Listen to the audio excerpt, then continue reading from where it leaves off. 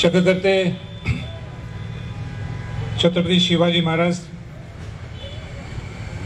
ज्यांनी पहिल्यांदा भारतात बहुजन समाजाला आरक्षण दिलं 1902 मध्ये, ते छत्रपती शिवाजी महाराजांचे वंशज आमचे पंजोबा राजश्री छत्रपती शाहू महाराज, ज्यांनी आज महामुंबई क्रांती मोर्चाचं ज्यांनी इथं आयोजन केलेलं आहे, ज्यांनी आत्ताच आपलं मनोगत व्यक्त केलं, ते शशिकांत आप्पा पवारांचे चिरंजीव माननीय वीरेंद्र पवारजी व त्यांचे सर्व सहकारी व इथं उपस्थित सर्व सकल मराठा समाजाचे सर्व समन्वयक व उपस्थित सर्व बंधू भगिनी, बऱ्याच दिवसापासून किंबहुना बऱ्याच वर्षापासून ज्यांनी खऱ्या अर्थाने मराठा समाजाला आरक्षण मिळावं, मराठा समाजाला एकत्र करण्याचा ज्यांनी प्रयत्न केला, ते शशिकांत आप्पा पवार आप्पा यांची फार इच्छा होती की छत्रपती घराण्यातली व्यक्ती ही अखिल भारतीय क्षत्रिय महासभामध्ये प्रतिनिधित्व करावं, पण अनेक कारणास्तव दुर्दैवाने तिथं मी जाऊ शकलो नाही. पण आज वीरेंद्र पवारांची इच्छा होती की मुंबईच्या महामोर्चाच्या माध्यमातून आपण आज मुंबईला यावं, आणि म्हणून आज एक मराठा समाजाचा एक घटक, एक मराठा समाजाचा सेवक म्हणून मी आज इथं उपस्थित आहे. ही माझी नेहमी भाषणाची सुरुवातच करतो, कारण का जेणेकरून हा मेसेज सरकारपर्यंत पोहोचेल, अनेक प्रिंट मीडिया इलेक्ट्रॉनिक मीडियाने हा विषय समजेल आणि त्यातनं समजून येते की आपल्याला आरक्षण का पाहिजे. छत्रपती शिवाजी महाराजांनी ज्यावेळी स्वराज्य निर्माण केलं, ते स्वराज्य नुसतं मराठ्यांचं स्वराज्य नव्हतं. ते स्वराज्य 18 पगड जात 12 बलुतेदारांचं स्वराज्य होतं.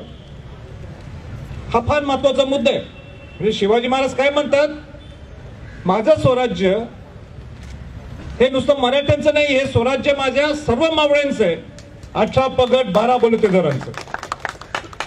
आणि बरोबर 200 वर्षानंतर शब्द वेगळा असेल, पण राजश्री छत्रपती शाहू महाराजांनी 1902 जे वंचित आहेत, जे शिक्षणात आणि नोकरी ज्यांना नाहीये, त्या वंचितपणा काढून घेण्यासाठी राजश्री छत्रपती शाहू महाराजांनी त्यावेळी पहिल्यांदा देशात करवीर संस्थांमध्ये 1902 बहुजन समाजाला आरक्षण दिलं. त्या बहुजन समाजमध्ये अनुसूचित जाती होत्या, अनुसूचित जमाती होत्या, ओबीसी होता आणि मराठा समाजाचा सुद्धा समाविष्ट होता. आता मला सांगा की आपण शिवाजी महाराजांचं नाव घेतो, सर्वजण सगळ्या जातीतले लोक घेतात, राजश्री छत्रपती शाहू महाराजांचं ना सर्वजण नाव घेतात.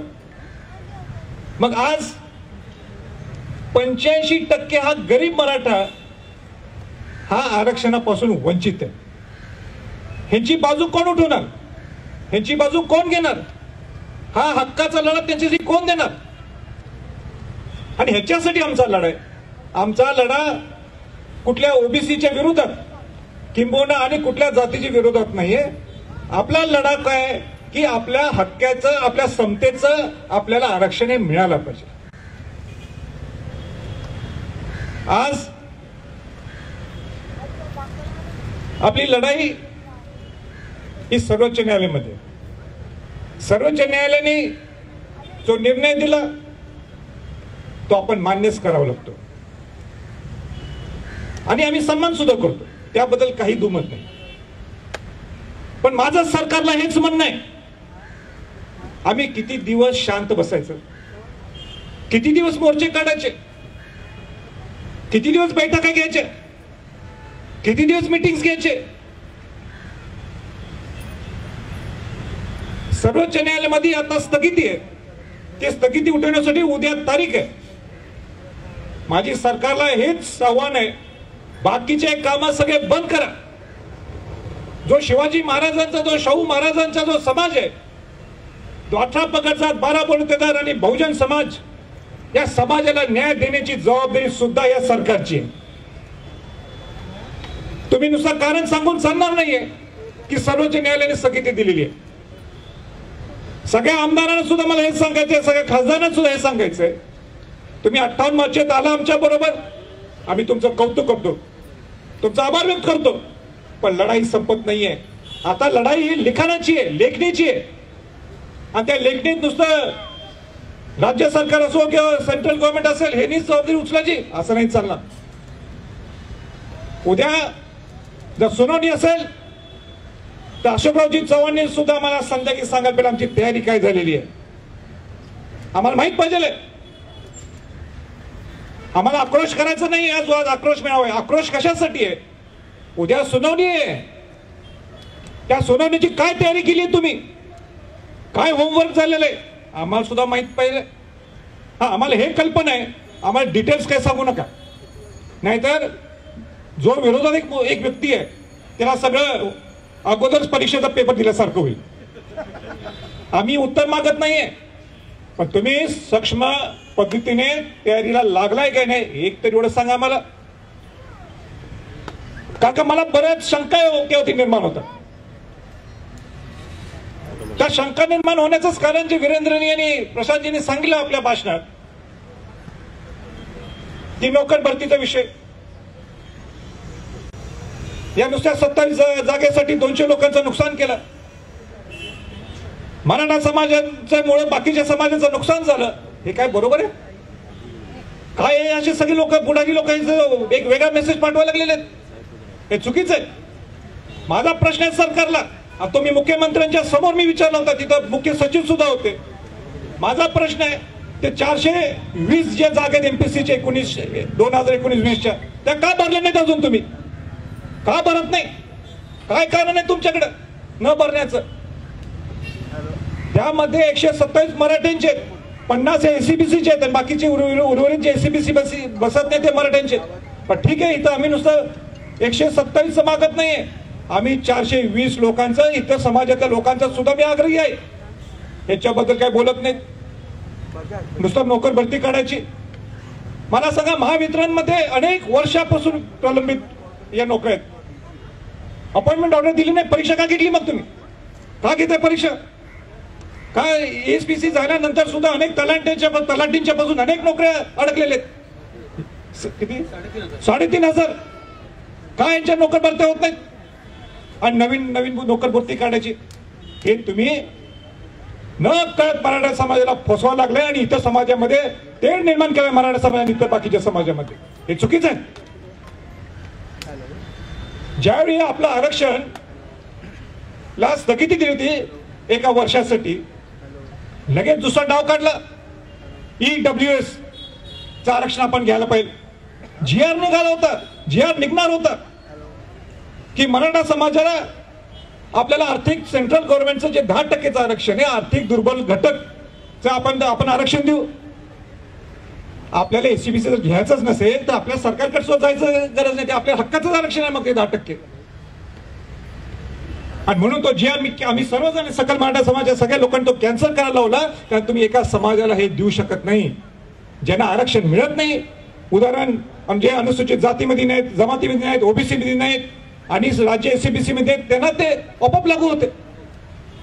पण माझं तर हेच म्हणणं होतं, आम्हाला सुद्धा सेंट्रलचं एससीबीसी सेंट्रलचं आपल्याला आरक्षण मिळतंय 10%चं EWSचं. पण राज्याचं मिळवायचं असेल, तुम्ही जबाबदारी घेता का की आपल्याला एससीबीसीच्या या स्थगितीला धोका नाहीये? तुम्ही लिहून द्या. जो पण आरक्षणाची लढाई तो पण आपण 10% आरक्षण घेऊ, पण दोन्हीकडनं खेळून चालणार नाही. अनेक लोक मला मंत्री महोदय म्हणतात की EWS घेऊन टाकू आपण आणि पुढे बघू एससीबीसीची लढाई चालू राहून दे. द्या लिहून, द्या अंडरटेकिंग करून की आपल्या मराठा समाजाचा एससीबीसीच्या आरक्षणाला धोका नाही. आम्ही सर्व सकल मराठा समाजाचे लोक सगळे ओपन आहोत. आम्हाला कोणाच्या आरक्षणाचं काढून घेऊन आम्हाला धोका द्यायचा नाही. आम्ही सरळ मार्गाने आम्ही निघालोय. आम्हाला एससीबीसीचं आरक्षण द्या. आणि ज्या एससीबीसीचं आरक्षण हे कोणी दिलंय? मागासवर्गीय आयोगाने मराठा समाजाला सामाजिक मागास हे सिद्ध केलेलं आहे. विधानसभेत आणि विधान परिषदमध्ये हे कायदा तयार झाला, कायदा पारित झाला. 42 मुलांनी आपल्या आत्महत्या केल्यात. आपलं जीवन मराठा समाजासाठी दिलेलं आहे, आपल्या अनेक येणाऱ्या नवीन पिढीसाठी दिलेलं आहे. हे जीवन व्यर्थ जायचं का? ह्याच्यावर कोण बोलत नाही. 58 मोर्चाची कोण चर्चा करत नाही. आता शांतता प्रियने एवढे मोर्चे निघाले होते, त्याची दखल कोण घेणार? मी अधिकारी वर्गांना सुद्धा सांगू इच्छितो, तुम्ही मराठा समाजाचा संयम बघू नका. मी अनेक अधिकाऱ्यांना बोलतो, ते निवांत असतात. मी टॉप लेवलचे अधिकारी म्हणतो, घरी धरायला लागलेत आम्हाला. मराठा समाज हा केव्हा कायदा हातात घेत नाहीये. हे शिवाजी महाराजांनी दिलेले संस्कार आहेत. पण किती चिडवायचं, किती त्रास द्यायचा. परवाची सुद्धा जी सुनावणी होती, आपलं काय गडबड झाली मला माहित नाही. मला पूर्ण आपल्या सुप्रीम कोर्टाच्या सगळ्या वकिलांच्या बद्दल पूर्ण विश्वास आहे, जोरात आपली बाजू ते मांडतील. पण आम्हाला सुद्धा सरकारने सुद्धा वेळोवेळी आम्हाला सांगायला पाहिजे. आज सुद्धा वेळ गेला नाही. आज तुम्ही एक मिटिंग घ्या. उपसमितीची मिटिंग झाली का हा प्रश्नचिन्ह आहे. उद्या सुनावणी आहे ना, उद्या स्थगिती उठणार की नाही उठणार ह्याच्याबद्दल सुनावणी आहे. माझा प्रश्न आहे की मिटिंग झाली का? सामान्य प्रशासनाचा सचिव हा दिल्लीत पोहोचलाय का? या सामान्य प्रशासनाचा सचिव अपॉइंट झालाय का? हा सुद्धा मला मोठा प्रश्न आहे. जर झाला असेल तर त्या या सगळ्या वकिलांची मिटिंग घेतली का? ठीक आहे, तुम्ही काय मिटिंग मध्ये चर्चा करता ते आम्हाला घेणार, पण आम्हाला सांगा तर आम्हाला कसा विश्वास पटणार सरकार आमच्या बाजूने. आणि मी खरंच सांगतो, या प्रसंगी आम्हाला काही घेणं देणं नाही कोण मुख्यमंत्री आहे कोण माजी मुख्यमंत्री आहे. आमचं एकच आहे की आम्हाला आरक्षण हे हक्काचं मिळालं पाहिजे. किती दिवस आम्ही आपले काम धंदे सोडून तर रस्त्यावर उतरायचं? कोण त्या 85 गरीब मराठ्यांसाठी लढा देणार? मी इथं नेतृत्व मुळीच करत नाहीये. मी वीरेंद्र पवारजींना आणि सगळ्या सकल मराठा समाजाला त्यावेळी सांगितलं होतं, मला नेतृत्व करायचं नाहीये. कारण मला आठवतंय 4 एप्रिलच्या त्या मोर्चाला पुढे जाण्यासाठी सगळे पळून गेले. 9 ऑगस्टला सगळे पळून गेले. मुंबईची टीम आणि माझी ठराविक लोक दुसरे तिथे थांबले होते, ज्यांनी मला स्टेजवर नेलं. आणि मी का स्टेजवर गेलो? तिथं वाद विवाद आणि अनेक गोष्टींचे मी इथं ओपनली बोलू शकत नाही. पण आता ह्याच्या पुढे या गोष्टी सगळ्या चालणार नाहीये. तुम्ही ठोस भूमिका घेणं गरजेचं आहे.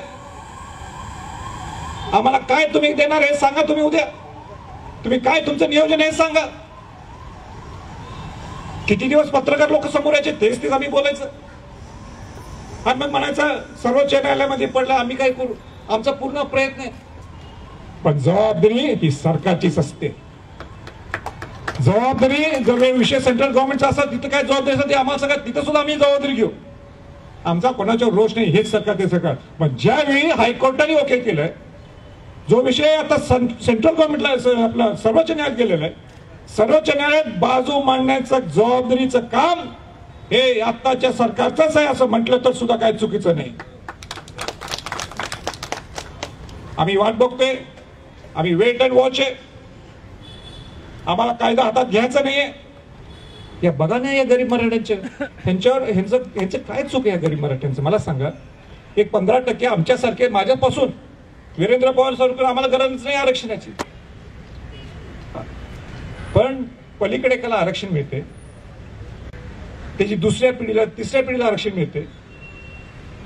आणि त्याच्याच पलीकडे असतो मराठा समाजाचा गरीब मुलगा, त्याला आरक्षण नाही. 1967 पर्यंत आपल्याला सेंट्रल मध्ये आरक्षण होतं. 3 क्लास होते, एससी, एसटी आणि intermediate community class. Intermediate community class म्हणजे काय? तो ओबीसी समाज. 1967 मध्ये 3 समाजांना बाहेर काढलं, माळी, तेली आणि मराठा समाज. 1968 ला 2 समाजाला परत आत घेतलं, तेली आणि माळी समाज. चांगली गोष्ट आहे, आम्ही त्यांच्या बाजूने आहोत. मग मराठा समाजाला हा अन्याय 1968 पासून का कोण लढा देत नाही? मग शिवाजी महाराजांनी हे स्वराज्य जे निर्माण करत असताना का त्यांनी मराठ्यांचं नुसतं केलं नाही हो? त्यांनी बाकीच्या 18 पगड जात 12 बडतोदारांना का घेतलं?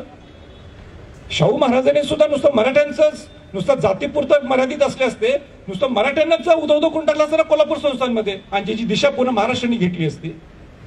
नाही केलं शाहू महाराज. शाहू महाराज म्हटले माझा वंचित समाज कोण आहे? अनुसूचित जातीचा आहे, अनुसूचित जमातीचा आहे, ओबीसी आहे, मराठा समाज आहे. आणि म्हणून ती बहुजन समाजाला न्याय देण्याची भूमिका शाहू महाराजांनी घेतली. डॉक्टर बाबासाहेब आंबेडकरांनी सुद्धा पूर्णपणे मराठा समाजावर राहिले. मग आता काय प्रॉब्लेम आहे? का झोपलो आपण? महाराष्ट्राचे मोठे मोठे नेते सगळ्यांनी त्याच्यात पुढाकार घ्यायला पाहिजे, बाजू मांडायला पाहिजे. सर्वोच्च न्यायालयाचे जे उद्या रोहित वकील त्यांनी सांगायला पाहिजे जे मी बोलायला लागलोय. थोडा तर इतिहास करायला पाहिजे. प्रकाश आंबेडकर म्हणतात, उलट त्यांचं वाक्य कौतुकाचं आहे, अभ्यास करण्यासारखं, संशोधनासारखं वाक्य. ते आता काय म्हणतात की आम्हाला राजकीय आरक्षण नको. राजकीय आरक्षण नको प्रकाश आंबेडकर म्हणतात, आनंदराज आंबेडकर म्हणतात. हे कोण आहे? दोघं बाबासाहेब आंबेडकरांची नातू आहेत, नातू म्हणा किंवा त्या लाईन मधले. ह्याचा सुद्धा अभ्यास व्हायला पाहिजे. आणि म्हणून या प्रसंगी एवढंच मी सांगू इच्छितो, सगळे जे इथं सकल मराठा समाजाचे जे लोक जमलेत, जे आपण नेतृत्वाचं म्हटलं, राजश्री छत्रपती शाहू महाराज सुद्धा 1917ला खामगावला गेले ते विदर्भामध्ये, आणि मराठा शिक्षण परिषद होती, मराठा शिक्षण परिषद. आणि त्या सभेत काय म्हणतात राजश्री छत्रपती शाहू महाराज, मी इथं महाराज म्हणून आलो नाहीये, मी इथं छत्रपती शाहू महाराज म्हणून आलो नाही, मी तुमच्यातला एक घटक म्हणून आलोय. राजश्री शाहू महाराज म्हणतात. आणि त्याला पुढं त्यांच्या भाषणात पुढे म्हणतात की मी तिथे येत असताना तुम्ही मला 2 वाक्य वापरू शकता. कुठले? एक तर म्हणतात मी शिपाई गडी आहे. काय म्हणतात? मी शिपाई गडी आहे, मी तुमचा शेतकरी आहे. म्हणून वीरेंद्र पवार तुमच्या पुन्हा मुंबई टीमला मी सांगू इच्छितो की आजपासून, किंबहुना माझा जन्म झाल्यापासून मी सांगतो, ते माझी मुवमेंट चालू होती पण ते लोकांना समोर दिसली नाही, पण आज मी सांगतो शाहू महाराजांच्या सारखंच मी सुद्धा शिपाई गडी म्हणून तुमचं काम करेन. त्या शिपाई गडीला, या शेतकरी बांधवाला हात द्या. मग ते रस्त्यावर असू दे, काय कुठे असू दे, छत्रपती घराणा नेहमी या मराठा समाज आणि इतर समाजासाठी सुद्धा सेवेशी असणार. मी सगळ्यांना सांगू इच्छितो, जे आपल्याला प्रिंट मीडियाच्या माध्यमातून, इलेक्ट्रॉनिक मीडिया ऐकत असतील, उद्या इतर समाजातील लोकांना सुद्धा काहीतरी अडचण असेल तर संभाजीराजेत धावून जाणार. जो वंचित आहे, जो अडचणीत आहे, तिथं आम्ही असणारच. पण ह्या मराठा समाजाकडे बघा ना, कोण बघायला का तयार नाहीये. आम्हाला काय हौस आहे तर उन्हात थांबायचं, असं नाही ना, हे चुकीचं. म्हणून पोटतिडकीने तुम्ही सरकारला माझी शेवटची विनंतीपूर्वक सूचना आहे, उद्याची तारीख आहे 27 तारखेची, तुम्ही तुमचा लढा जोमाने जोरात तिथं पुढं प्रेझेंट करा. आमचा पूर्ण विश्वास आहे सगळ्या सरकारी रोहितगी वकिलांच्या मधून सगळ्यांना, पण काही गडबड चालणार नाही. तिथं आमची ही बाजू म्हणताना ही राहिली, ती राहिली, तिथं व्हर्च्युअल हिअरिंग मध्ये हे राहिलं, ते राहिलं, आम्हाला काही माहित नाही. आम्हाला एवढंच माहित आहे की जे शिवाजी महाराजांनी, शाहू महाराजांनी जी आयडिओलॉजी दिली होती, जे विचार दिला होता, ज्यांनी सगळ्या जातीच्या लोकांना आरक्षण दिलं होतं, ज्या शाहू महाराजांनी, तेच आरक्षण आम्हाला सुद्धा मिळावं, एवढीच आमची या प्रसंगी सगळ्यांना विनंती सूचना आहे. आणि एवढंच बोलतो आणि थांबतो. जय हिंद, जय महाराष्ट्र.